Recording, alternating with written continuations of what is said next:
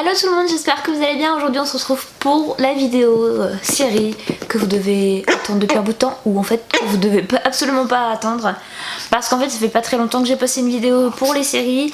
Et je vous avoue que ces 3 derniers mois, malgré le fait que j'ai été en vacances, que j'ai eu un peu plus le temps de regarder des séries, en fait j'ai juste regardé des anciennes séries et j'ai pas énormément de séries, enfin du moins de nouvelles séries à vous parler tout simplement.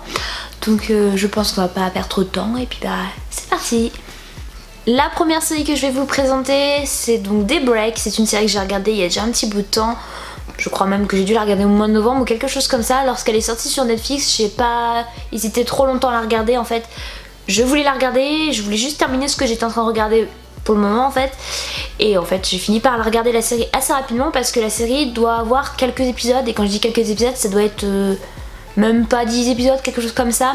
Donc c'est une série qui se passe en post-apocalyptique, donc en gros dans un futur très lointain, très lointain, où en fait le monde est inondé de zombies et de choses très étranges. Donc on suit donc le personnage de Josh qui en fait est à la recherche de sa petite amie qu'il a perdue de vue en fait, parce que après cette petite erreur de l'humanité qui est donc les zombies, ce monde complètement dingue. En fait Josh a perdu sa petite amie et donc il est donc à sa recherche. Donc par la suite il va donc rencontrer de nouvelles personnes, il va essayer de s'intégrer parce que c'est vraiment pas facile de vivre dans un tel monde en fait. Même je pense que nous en fait on aurait un petit peu de mal. Donc imaginez un humain essayer de vivre parmi les zombies, parmi toutes ces choses étranges que le monde nous offre dans un monde totalement fou. Et en fait il va rencontrer des personnes, il va découvrir des choses assez étranges sur ce monde de zombies en gros. Et il va, on va dire, être assez courageux pour certains événements surtout. Et je vous avoue qu'il y a des choses auxquelles je ne m'attendais absolument pas, et c'est une très bonne série pour ma part. Je trouve que franchement cette série est assez entraînante. Il y a des éléments assez, on va dire, spontanés et très inattendus en fait. On ne s'attendait pas à ça. Franchement je vous recommande largement cette série. Je trouve qu'elle est vraiment très bien. Elle est très courte aussi, donc vous n'avez pas pour longtemps à la visionner. Et voilà, je pense et j'espère qu'il y aura une saison 2, parce que pour moi c'est possible. Donc j'ai super hâte, mais en tout cas action, trahison peut-être, et surtout beaucoup de surprises. Donc n'hésitez pas à aller regarder cette série qui s'appelle donc Daybreak. Deuxième série, et là c'est une série qui est déjà depuis un petit bout de temps sur Netflix si je ne me trompe pas, c'est Dead to Me. Donc c'est donc l'histoire de Jen qui vient de perdre son époux dans un accident de voiture, et il y a eu un délit de fuite. Donc du coup après la perte de son mari, elle essaie donc de s'en remettre malgré cette perte, et surtout elle est pas toute seule, elle a ses enfants, donc elle essaie de faire surface et de pas leur montrer que ça l'atteint énormément. Et elle a quand même du mal, et malgré son travail, malgré ses enfants, elle décide, et heureusement c'est quelque chose que tout le monde devrait je pense faire si on perd quelqu'un de cette manière, et du moins son époux, elle décide de faire une thérapie. Et dans cette thérapie elle rencontre donc une autre femme qui est un petit peu étrange en fait, parce qu'au premier abord elle est assez mystérieuse et elle dit des choses, et en fait personnellement je ne la croyais pas. Et voilà, et on se rend compte au fil des épisodes qu'elle a un petit peu menti sur certains faits, et c'est un peu dommage. Mais en fait je vous avoue que je m'attendais absolument à la chute de la fin, et c'est pas une série surprenante ni rien. C'est une série qui est sympa à regarder, sans prise de tête. Veuillez d'abord déverrouiller votre iPhone. Moi ? Donc je disais avant que Siri décide de m'interrompre, mais ça je sais pas pourquoi, dès que je dis quelque chose, Siri arrive à m'interrompre. Et là je suis en train de le dire encore, ça se trouve il va s'allumer. Enfin bref, je disais donc que c'est une série sans prise de tête, qui est assez sympa à regarder. Mais surtout je ne vois pas l'intérêt d'une saison 2, enfin pour ma part. S'il y en a une, je ne sais absolument pas si je la regarderai, parce que c'est pas une série qui m'a tant donner envie en fait. C'est une série qui est sympa comme je disais, mais sans plus. Franchement, elle a rien d'extraordinaire, mais elle est sympa à regarder, donc si vous savez pas quoi regarder, pourquoi pas. Série suivante, et là c'est une série qui est sortie très récemment sur Netflix, c'est The Witcher. Je vous avoue que j'ai dévoré cette série en très peu de temps. Je l'ai commencé au 25 au soir, 25 décembre, et je l'ai terminé le 26 décembre au soir. Voilà, vraiment pas beaucoup d'épisodes à son effectif. Une série qui m'a pris au trip, qui m'a intéressée mais vraiment beaucoup. C'est une série qui est donc adaptée de livres et surtout de l'histoire de Gérald de Rive. Donc ça se passe dans le monde médiéval. Et je vous avoue que pour le coup, le fait qu'il y ait des sorciers, qu'il y ait des monstres, tout ça, moi ça m'intéresse énormément. Et le fait, enfin la façon dont l'histoire est ficelée, tout ça, ça m'inspire un petit peu. Et en fait, je sais pas, j'ai totalement kiffé cette série. Et les personnages sont très très intéressants. Et des fois on s'attend absolument pas à certains événements, je vous avoue. Mais j'ai trouvé cette série vraiment très très cool. J'ai super hâte de voir la saison 2 parce qu'apparemment il va y avoir une suite. Et j'ai super hâte, mais vraiment très très hâte. Comme je vous le disais, j'ai dévoré cette série, je vous la recommande mais à 1000%. Et je vous avoue que oui, bah oui, moi je ne suis pas insensible au physique et au charme de l'acteur principal. Voilà, je pense que je suis pas la seule. Non, plus sérieusement, mis à part le fait que j'ai totalement kiffé cette série, c'est donc l'histoire de Gérald de Rive qui est donc lié par le destin à la princesse Ciri depuis un petit moment. Et en fait, il va essayer de vivre sa vie malgré toutes les péripéties dans sa vie.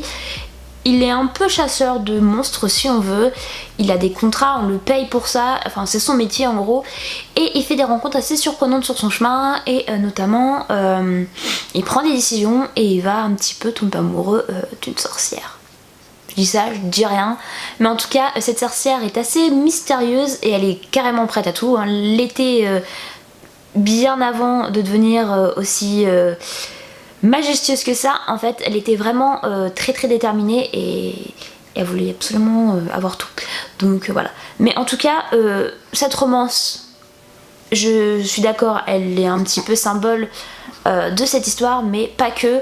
Et surtout elle est assez intéressante cette romance qui au début paraît innocente, mais pas tant que ça. Donc voilà, je pense que c'est une série qui peut plaire au grand nombre de personnes. Et j'avoue qu'on m'en a parlé il n'y a pas très longtemps de cette série et j'ai dit oui, j'ai adoré cette série et je la recommande. Donc voilà, je vois que je suis pas la seule à l'avoir regardée. Et vous, si vous l'avez regardée, dites-moi ce que vous en avez pensé parce que franchement, top quoi.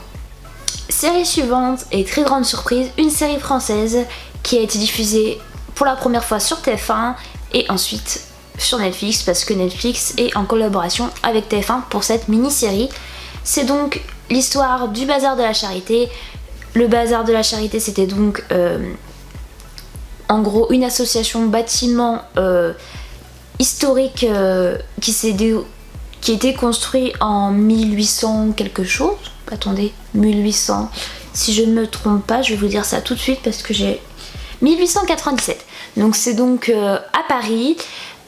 Et on va donc suivre cet incendie. En fait, il y a eu un incendie le 4 mai 1897. Et on va dire que cette série s'est inspirée de ce fait-là. Et on va donc suivre le destin de 3 femmes différentes. Donc l'une qui vient de la haute société, une qui est donc, on va dire, employée de cette haute société, et l'autre qui est donc une femme battue, mais qui vient aussi de la haute société, du moins son mari est plutôt dans la politique. Donc on va suivre donc ces 3 destins, mais on va surtout suivre toutes les personnes qui vont graviter autour d'elle, arrête Olia, tu me mords les doigts. Et on va donc suivre tous ces personnages là. Comme je disais, il y a pas mal de monde qui gravite autour d'eux. Et on va surtout suivre une enquête pour se déterminer qui a mis le feu à ce bazar justement, à ce bâtiment et pourquoi. Et j'avoue que pour une série française, je l'ai vraiment trouvée très captivante. J'ai totalement dévoré les épisodes, ce qui m'arrive rarement pour une série française. J'ai un peu de mal avec les séries françaises, je vous avoue. Et là pour le coup j'étais assez surprise et j'ai totalement adoré. Surtout que l'un des personnages principaux qui est donc je sais plus comment elle s'appelle, mais l'actrice qui qui joue Alice. Elle a joué dans Le Roi Soleil. Non, pas dans Le Roi Soleil. Je me trompe. Dans une comédie musicale, mais je ne sais plus laquelle. Je vous essaierai de vous la remettre là. Et je l'adorais à l'époque. Et en fait, lorsque j'ai vu qu'elle jouait dedans, je me suis dit bon, je vais quand même tester, voir ce que ça donne. Et j'ai pas été déçue du tout. Mais ce que j'ai bien aimé, c'est qu'en fait, on est quand même 3 vies différentes. Et surtout, on parle aussi de ce qui se passait aussi à l'époque, c'est-à-dire les violences conjugales dont on ne parlait pas. Et donc, c'était un petit peu un sujet assez tabou. Et encore aujourd'hui, ça reste assez tabou. Et ça, je comprends absolument pas. Parce qu'il faut en parler. Et il faut pas se laisser faire, les filles. Et quand je dis les filles, mais ça peut être aussi les gars. Arrête, Olia, tu me mords les doigts. Ça peut être aussi les hommes. Ne vous laissez pas faire, parce que je sais que aussi les hommes peuvent se faire violenter par leurs femmes. Et voilà, je trouvais ça assez intéressant comme série. Je vous la recommande, cette série. Comme je vous le disais, elle est pas très longue. Elle est française et ça change totalement. Et je trouve que les acteurs ont été très bons pour le coup. Série suivante, et là pour le coup j'étais un petit peu surprise par cette série que je pensais elle être un petit peu adolescente, mais pas tant que ça. C'est donc la série High School Musical The Series. Donc High School Musical, on pense tout de suite à Vanessa Hudgens, Zac Efron, hein, bien évidemment, parce que bon, c'est High School Musical quoi. Nos années à moi lorsque j'étais un peu plus jeune tout simplement, les années Disney Channel, et en fait c'est pas du tout ça. C'est pas du tout ça, mais ça l'est quand même un peu. En fait, c'est l'histoire de lycéens dans un lycée qui vont donc monter une comédie musicale. Et cette comédie musicale, pour le coup, là, on va pas être trop surpris, c'est High School Musical. Voilà, High School Musical, et notamment le premier volet. Et donc, en fait, on va suivre vraiment la vie de ces acteurs qui vont donc jouer les personnages de Troy, Gabriella et tout ça de High School Musical. Et on va suivre leur vie. Et ce que j'ai bien aimé en fait dans le fait qu'ils mettent en scène cette comédie musicale assez célèbre en fait, c'est que on a des nouvelles chansons, assez originales et vraiment que j'ai kiffé vraiment beaucoup, que j'ai énormément aimé. Et voilà, je trouvais ça très intéressant parce qu'en fait il y a quand même eu un trio amoureux, il y a eu quand même des personnes qui en tout point n'auraient jamais dû réellement devenir amis ou n'auraient jamais dû se plaire en fait. Et en fait c'est totalement l'opposé, ça finit par se passer. Et voilà, il y a eu un trio amoureux comme je le disais, et ça c'est assez à mourir de rire en fait, parce que ça se passe entre la jeune fille innocente qui va jouer donc Gabriella et son ex et son copain actuel. Donc c'est assez marrant pour ça. Les épisodes sont très courts, ils durent environ 28 minutes, un truc comme ça. Mais arrête, il doit y avoir 10 ou 11 épisodes si je me trompe pas. Une très bonne série que j'adore énormément. Et franchement, normalement je pense qu'il va y avoir une deuxième saison. Et je pense que je la regarderai, mais je crois que s'il y a une deuxième saison, ça sera pas sur High School Musical, mais sur une autre comédie musicale. Donc pourquoi pas, les amis, laissez-vous tenter. Ça peut paraître cliché en fait, mais franchement j'ai bien aimé et c'est assez original pour le coup.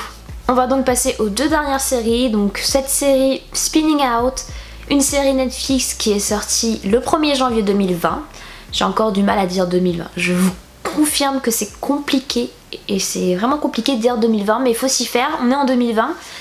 Et elle est sortie donc le 1er janvier. Elle était dans ma liste en fait parce que, je vais pas vous mentir, en fait ce qui m'a attiré c'est l'actrice Kaya Scodelario qui jouait dans Skins et qui a joué aussi dans Le Labyrinthe, pour ceux qui connaissent, pour ceux qui ne connaissent pas Skins. Mais Skins c'est la base, c'est une série que j'ai regardée il y a pas très longtemps à nouveau, enfin notamment la saison 3 et 4 parce que j'adore ces jeunes qui sont dans ces 2 saisons là. Et voilà, Kaya Scodelario, j'ai une fixette sur elle, je la trouve vraiment très bonne actrice, elle est vraiment très bien. Elle joue trop bien je trouve, c'est un truc de fou. Et elle incarne vraiment très bien ses personnages. Et ce que je trouve totalement mythique avec elle, et j'étais d'accord, j'ai vu ça sur Twitter, oui je crois que c'était sur Twitter.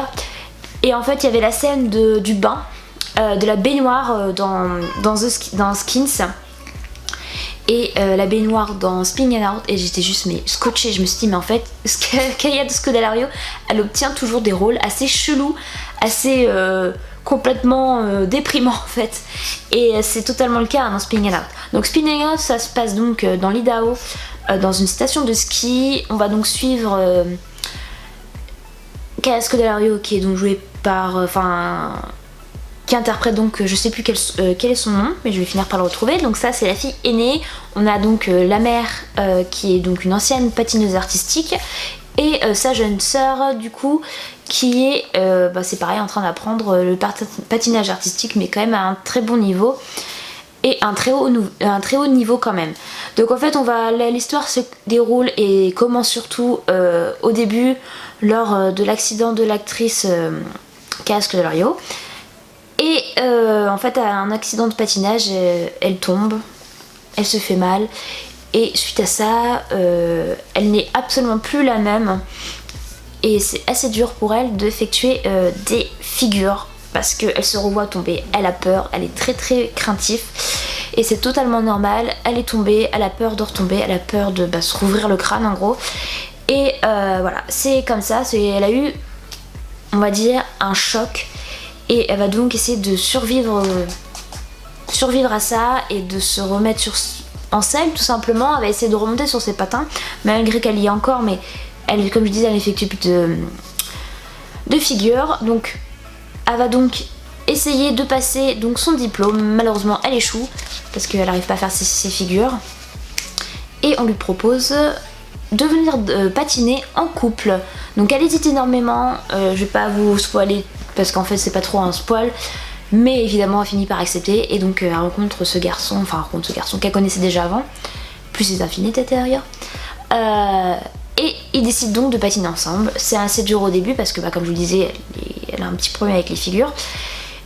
Voilà, et donc on va donc découvrir une jeune fille qui est totalement bipolaire pour le coup, dit bipolaire, qui est angoissée, qui est déterminée, qui a soif de réussite en fait, et voilà. Et on va donc suivre aussi tous les personnages qui gravitent autour d'elle, sa meilleure amie qui est aussi patineuse, qu'elle a rencontrée grâce au patinage d'ailleurs, qui est pareil, est déterminée et qui est bosseuse, et qui en fait va essayer de mettre ses problèmes de côté, et elle va se rendre compte que en fait elle ne peut pas.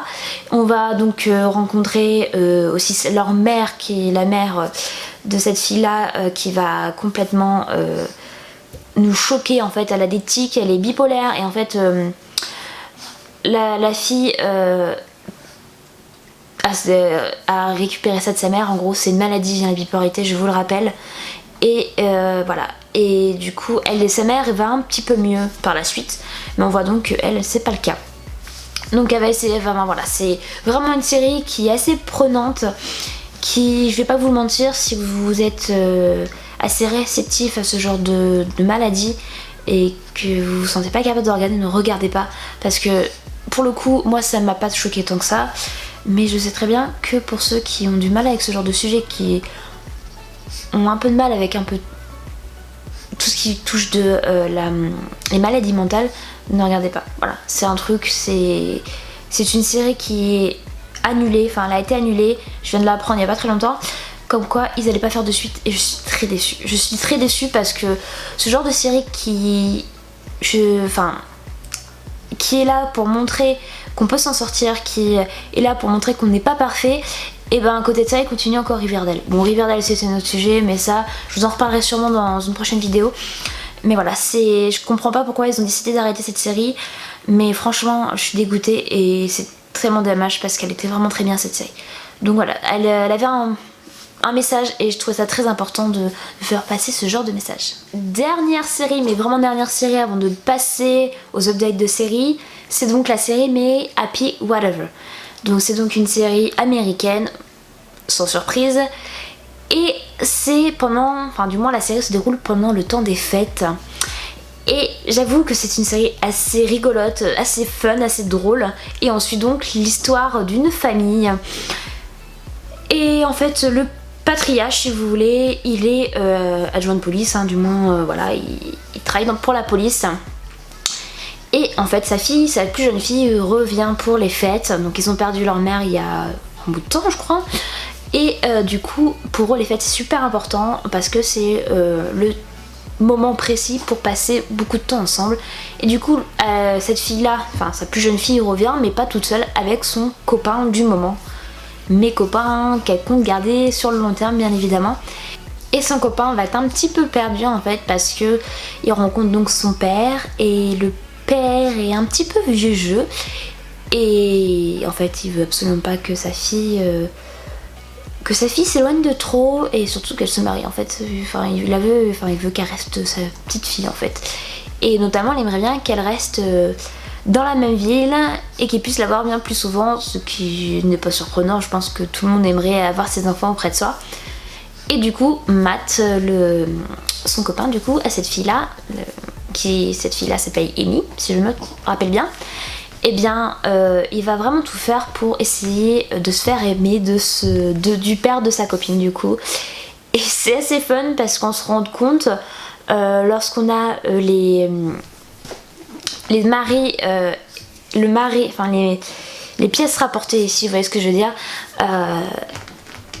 ces pièces rapportées se retrouvent souvent dans un même bar et parlent en fait du père, de toute la famille, parce qu'ils se rendent compte qu'il y a un problème dans cette famille. Mais en fait c'est assez drôle parce que on n'a pas de quoi pleurer en fait. C'est vraiment une série assez fun et je trouve ça assez bien fait, et franchement pour le temps des fêtes c'est assez fun à regarder. Série sans prise de tête, je vous la recommande.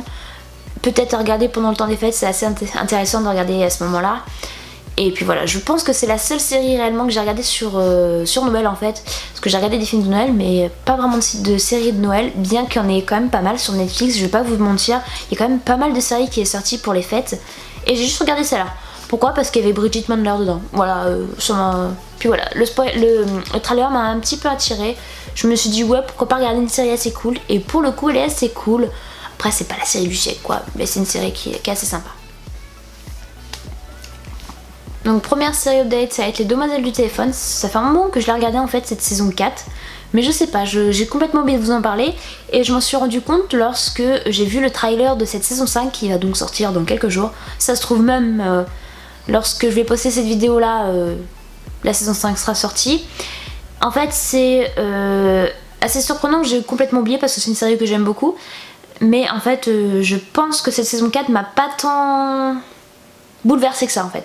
C'est assez compliqué à dire. En fait la saison 3 se termine sur on va dire du suspense parce que Francisco, quelque chose à Francisco.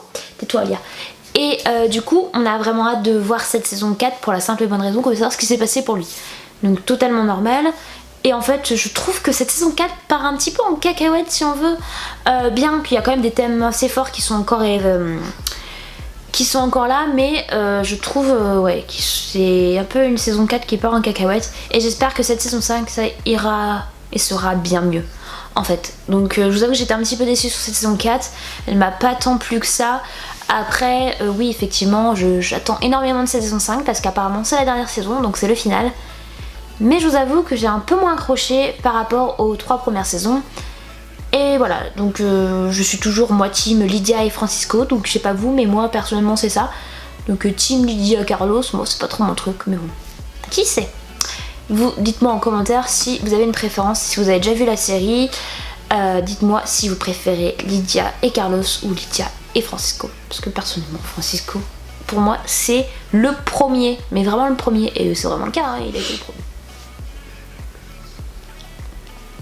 Série suivante, et là c'est encore une série espagnole, Altamar. Je vous avais parlé de la saison 1, je l'ai même regardé la saison 2 je crois lorsque je vous en ai parlé. Et cette saison 2, top, je ne suis pas restée trop sur ma faim j'avoue. Et en fait la fin de la saison 2 m'a un petit peu déchiré le cœur parce que je me suis dit s'ils font une saison 3 je me demande quel sujet ils vont aborder. Donc en gros on rattrape donc le paquebot dans son voyage à la fin de la saison 1 du coup, et ils vont donc finir par arriver à bon port bien évidemment. Donc voilà, c'est une saison qui m'a un peu elle m'a pas déçue, mais comme je vous le disais j'ai pas autant accroché que la première saison. Je pense qu'on a un peu de mal lorsqu'on a adoré une certaine saison de se dire bah voilà, la saison 2 elle est vraiment topissime. Elle est top hein, je vais pas vous mentir, mais c'est pas ma saison préférée. J'espère qu'on va pouvoir rebondir sur une saison 3 parce que s'il y a une saison 3 j'ai super hâte de la voir, j'espère qu'il y en aura une. Mais oui, encore une fois, je pense que on a un petit peu tourné un petit peu en rond. Voilà, c'est pas très grave. Franchement, la série s'est laissée regarder, même plus que ça.